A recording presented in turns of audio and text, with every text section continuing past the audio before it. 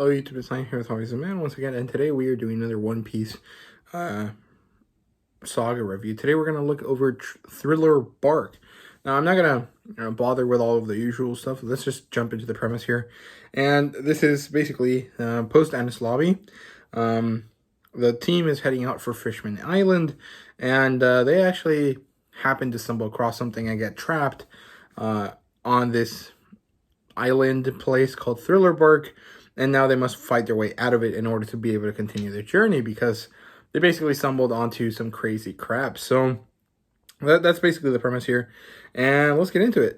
Because I really didn't love this as much as every other arc. I didn't really hate it either, but my feelings towards it are pretty ambivalent. And that's not great. Personally, I think because One Piece has continuously been something amazing, pretty great, beyond some kind of small arcs here and there that kind of didn't do that much, like Sir Village or what's it called? A little bit of Drum Island or the Long Ring Long Land. This arc is better than those, but it's not really that amazing, and it's because the thematic aspects of it, this kind of idea that, you know, all of the villains Luffy fights are representative of aspects of this journey, right? I think was handled pretty badly. Gecko Moria didn't really kind of fill his role as a thematic opposition to Luffy that well. So yeah, let's get into it. So the plotline here is actually not horrible. It's pretty good. I mean, the crew gets trapped into this place after they go and find this kind of signal buoy that they kind of pick up, sends a flare out, and then Thriller Bark shows up and kind of swallows them whole. There's this kind of a giant island that is kind of mobile, which turns out to be a boat, but it doesn't really make too much of a difference. And before they do that, they actually end up meeting a undead skeleton called Brook, who is very, very interesting, very cool character. And they learn some stuff about Thriller Bark from him, and then they end up on Thriller Bark. And as they're trying to explore it, they get split up, and Luffy, Zoro, Sanji, and what's it called? Robin and Frankie stay on the ship, while Usopp, Nami, and Chopper accidentally get off the ship and get, you know, kind of trapped, right? By some people that live on Thriller Bark. And so what happens is that there's two different plot lines going on for the first half of the saga. It's the three people that are trapped, which end up on this mansion place, where they kind of find out that nothing is as it seems, and that there's something kind of sinister here at foot, right? And then the monster trio and Frankie and Robin have to go and essentially look for them, because they take too long to come back. And so that's the first kind of half. It's this kind of idea that, you know, stuff is happening and stuff is developing as the crew is split up in different places, and they're kind of trying to get somewhere, right? Eventually, as they're all kind of going through the situation, things are happening and people are disappearing, and zombies show up, and there's these kind of undead creatures and a lot of really creepy kind of feeling situations happening, and a lot of comedy actually, which is kind of jarring for the setting, but actually quite good in terms of like One Piece humor. I think it's generally pretty good. They end up discovering that this island is actually a boat that is run by Gecko Moria, who is a warlord of the sea, one of the 7 warlords under the control of the world government, and that he is actually looking for strong people to steal their shadows from. And Luffy's crew happens to have a lot of strong people on it. So what ends up happening is that some people get their shadows stolen, and everyone else has to try to rush to save them, because if they don't get their shadows to come back and they're outside in the sun, they die. It's very similar to the Curse of the Black Pearl, which is kind of interesting, like the Pirates of the Caribbean movie. I thought it was cool. And what happens is that now everyone has to fight. One of the people that got their shadow stolen was actually Luffy, which then gets put into this giant this giant called Ors, who is a resuscitated zombie kind of character. And now the crew has to fight Ors in order to be able to beat Kikomoria and get their shadows back. And the fight with Ors is actually quite good. And then, and I think that's kind of the problem here, because Ors as an individual character is a lot more meaningful than Gecko Moria as an individual character. And that's kind of weird because Gecko Moria is part of Ors. He's chilling in his stomach. But Gecko Moria is a very kind of secondary feeling character during that fight. It feels like Luffy is fighting his crew. And because the giant has Luffy's shadow, he basically has Luffy's spirit and style. And so it basically feels like this arc is actually highlighting the difference in power between Luffy and his crew, more than it is highlighting the fact that Gecko Moria is what would happen to Luffy if all his crew died, which is, I think, the big issue here. That Gecko Moria doesn't really feel very important thematically because he gets overshadowed by Ors, and he actually ends up not being a very important character because it's only 50 chapters long, 48 chapters long. The usual very strong, very powerful amount of character development that Oda usually would put in is actually kind of not there for Gecko Moria, and so he doesn't really feel very important. Which makes the whole fight scene less impactful because it really is more of a fight against Ors than it is a fight against Gecko Moria. Then, post the Gecko Moria fight, there's this situation that happens with this other warlord called Kuma and with Zoro, and basically nothing happens, which is a joke because what happens is that Luffy basically is about to die from having to help his crew fight against his shadow, and so he's in indescribable amounts of pain. And Kuma was about to kill him in order to kind of at least make the fall of Gecko Moria meaningful, because it would mean that Gecko Moria basically got beat, but because Luffy's head was taken, it means that it was an acceptable trade, right? And so as he's about to go to do that, Zoro stops him and he says, I know you don't think that I'm as worthy or as powerful as Luffy, but please take my head instead. And Kuma actually kind of is impressed by the power of will that these characters have. And so he's like, okay, I'm not going to kill anyone. What you have to do is endure all of your captain's pain. Every ounce of pain that he's feeling right now is going to be pushed into you, and you have to withstand it. And you might die if you don't have enough willpower, but you might be able to live, right? And so what happens is that he gets a taste of it, and Zoro actually basically screams like crazy, like the amount of pain is unfathomable, right? And so what happens is that Kuma gives Zoro all of the pain Luffy feels, and Zoro just tanks it. Like, he's basically dying, but he tanks it because he has to in order to make sure that Luffy is alive. And basically, because Zoro vowed to never lose, what Zoro has to do is endure, right?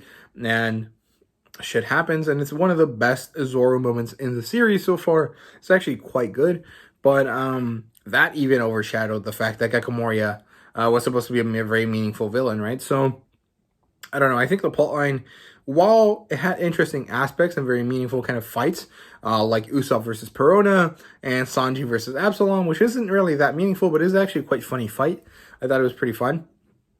And even some interesting stuff like the character moments that Chopper goes through, and as he grows as an individual, and the fight with Zoro versus Ryomo and stuff like that is very meaningful, and there's a lot of good stuff there. But the big thematic punch or depth of the arc really is kind of non-existent, and so that really is what pushes this down in terms of like how it compares to other arcs, right? So yeah, in terms of characters, I think there's a lot of great moments.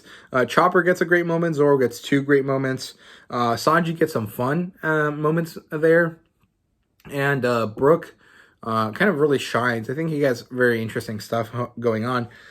So it's very cool. Overall, I think that the character work is really great. My favorite aspect was actually Ors versus the Straw Hat crew before Luffy gets there, because it's just amazing to see how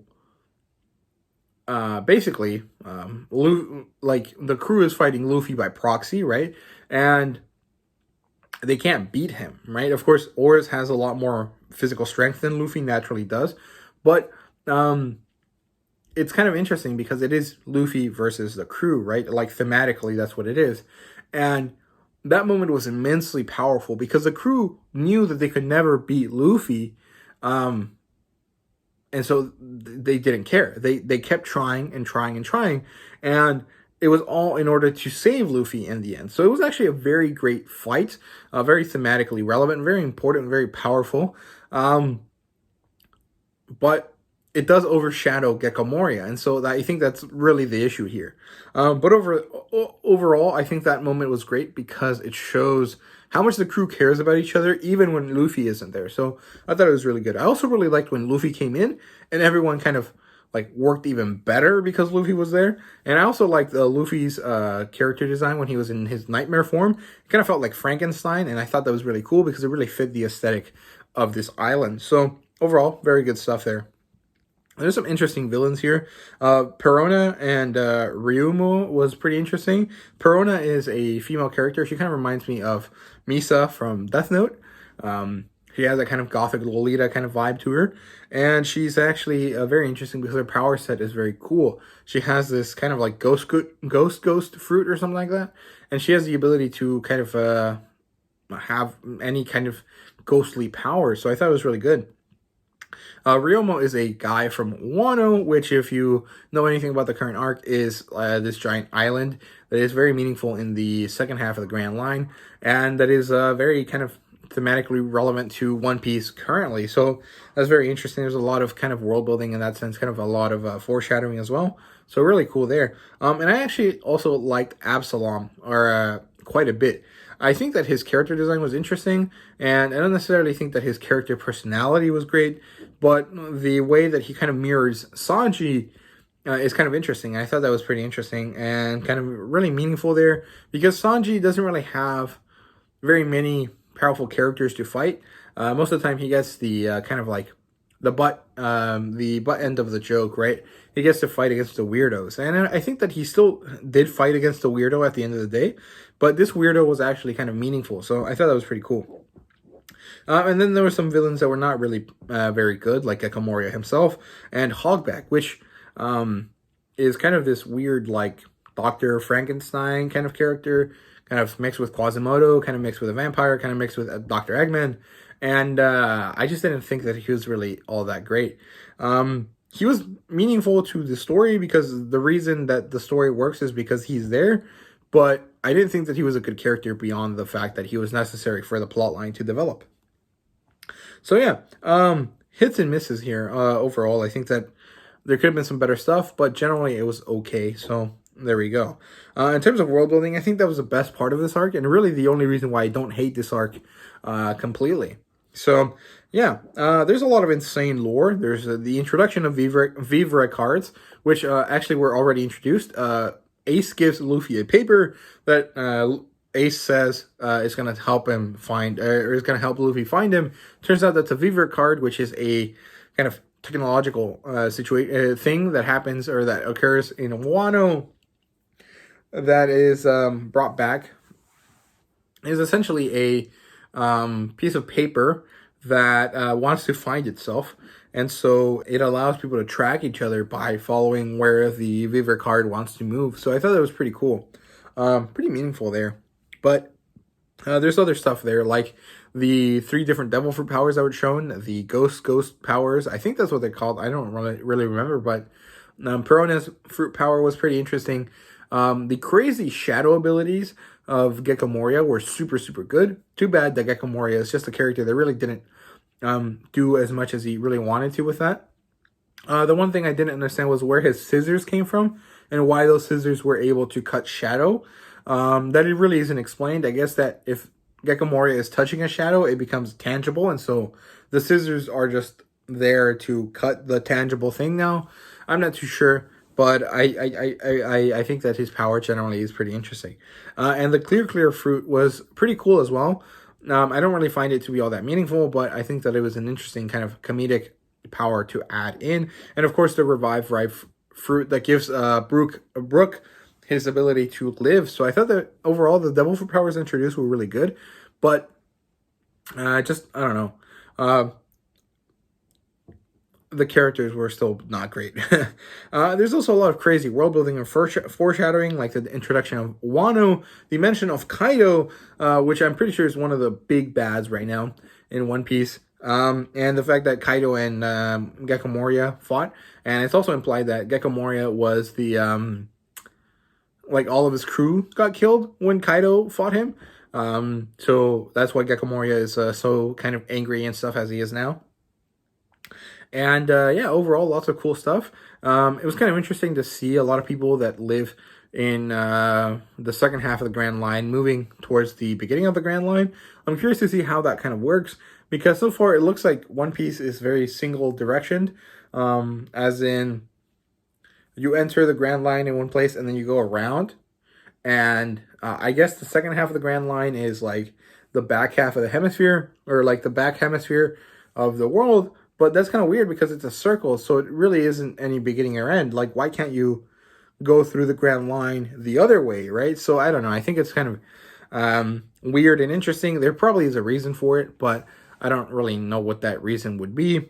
So we'll see if we get that answered later on. But overall, pretty good stuff here in the world building. I thought it was really, really good. That and some of the great character moments that we had for some of the crew members were really the reason why I like this arc at all, right? So yeah, in terms of art, I think it's super good. I don't know why.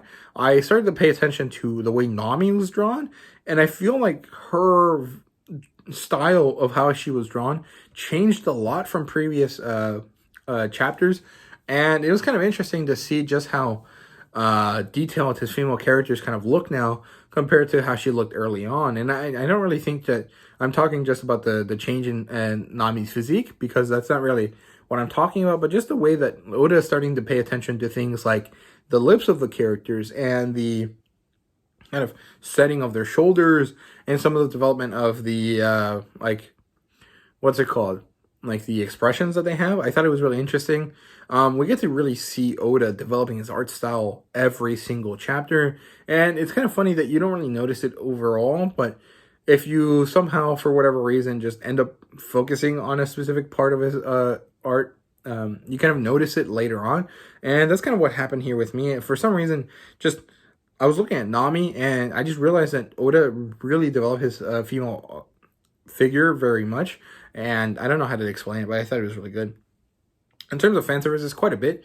And it's also centered on Nami. So, yeah, I mean, it's too late to turn back now, I think. But there's a lot more fan service here than you would really expect. It's a lot of in line with like the type of fan service that was happening in Enies Lobby with Khalifa and Nami. So be aware of that, I guess. And yeah, in terms of rating, I think this is a 3 out of 5. Now, this isn't really fair, and this isn't really an accurate kind of 3 out of 5, because most of the 3 out of 5s that I have on this channel basically mean I didn't like it, and this isn't really the case here. It just means that it's middle of the road, and the problem is that this is still way better than most arcs I've ever read in most other manga, but for One Piece, it's pretty darn bad, and that's why it's so low. So yeah, I think it could have been better if it was, I don't know, 25 chapters longer, if it was 75 chapters long, and we really got the development of Gecko Moria. I think it would have been really amazing, but it just wasn't that great. It was pretty bad for a One Piece chapter, or a One Piece arc, so that's kind of where that is. But overall, I still enjoyed it, so I don't know. That's it for me. I hope you guys enjoyed this video. If you did, please do a like, subscribe, and comment down below. Let me know what you thought, and thank you guys very much. See you guys later.